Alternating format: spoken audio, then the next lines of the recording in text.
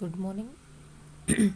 So today the topic is about how to determine the wavelength or how to calculate the wavelength of light using the diffraction grating by the normal incidence method. Okay, so we have different methods to calculate the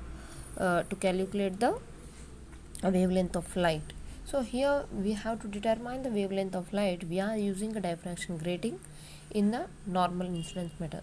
So this is the arrangement. Okay, this is the arrangement, experimental arrangement of the to determine the wavelength of the particular light. Okay, using the diffraction grating and with the normal incidence method. So here the source S is there and the collimator. Okay, collimator with the grating and the spectrometer. So spectrometer is used to find the visible spectra, okay, which are coming out from the light. Okay, now the adjustments are made in such a way that the source the light maybe a monochromatic light or maybe any kind of light. So to get a particular wavelength of a light, we need to uh, uh, use a source of light like let it be S, and that is particular source of light going to be entered on the collimator.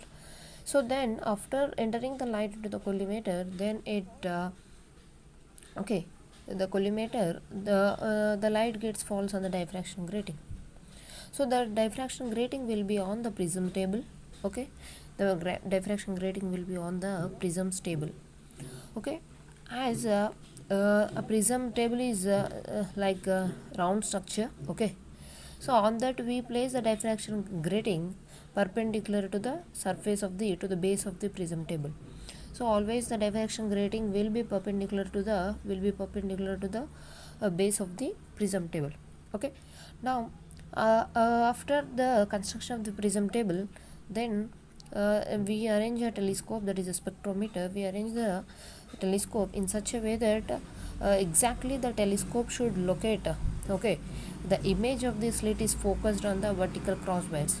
So what is a vertical crosswise means, generally in a telescope if we are using in the optical lab, it shows a round and circle with the plus sign. Okay, now as the collimator supplies the source of light to the grating, then the slit appears will be like this. Okay, we have to adjust in this method. Okay, the slit what we are using from the grating should be arranged to this enclosed circle in this manner. Okay, so the telescope should be adjusted in that manner. Okay, then after adjusting it just move the telescope towards 90 degrees, either anti-clockwise or clockwise direction. So exactly if we move the telescope 90 degrees, what happens means the prism table and the diffraction grating will be exact 45 degrees angle, exactly with the 45 degrees of normal incidence of light. Okay, then light will be exactly 45 degrees of the normal incidence. Okay, then what will observe means the light which falls on the diffraction grating, okay, it's deviate into the spectrum.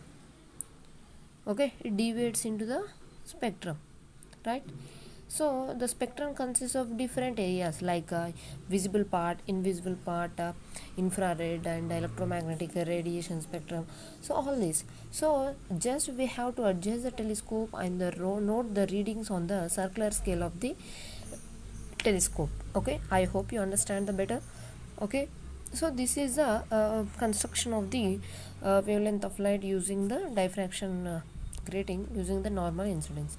So the mathematical part for this calculation part is we take the principal maximum condition, that is E plus D sin theta equal to n lambda, where E plus D is the width of the grating element, that is 2.5 by capital N centimeters, order of the diffraction, then angle.